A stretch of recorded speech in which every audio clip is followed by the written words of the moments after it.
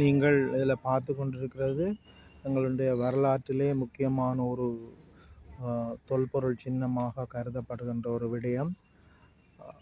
இதை நாங்கள் சுமைதாங்கி கல் என்று அழைப்போம்.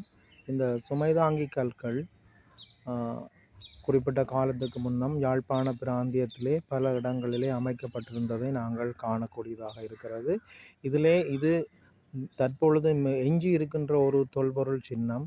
இந்த சுமைதாங்கி கற்கள் அந்த காலத்திலே மக்கள் பொது போக்குவரத்து இல்லாதது இருந்த காரணத்தாலே தங்கள் பயணத்தையும் தங்கள் வியாபார நடவடிக்கைகளுக்காகவும் நடந்து செல்வார்கள். நடந்து செல்லும் பொழுது தங்களுடைய தலைப்பாரத்தை தலையிலே பொருட்களை சுமந்து சென்று சந்தையில் விற்கிற பொழுது வருகின்ற அந்த தலையிலே கொண்டு செல்கின்ற பொருட்களை இறக்கி வைப்பதற்கு ஒரு சுலபமான ஒரு அமைப்பாக இந்த சுமைதாங்கிகள் அந்த நாட்களிலே அமைக்கப்பட்டிருக்கிறது.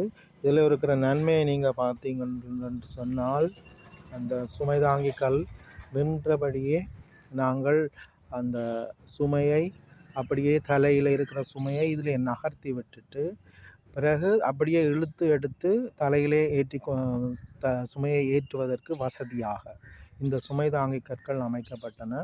இந்த சுமைதாங்கிகள் இதில் இருக்கிற இந்த சுமைதாங்கிகள் 9/8/1961 அமைக்கப்பட்டிருக்கிறது.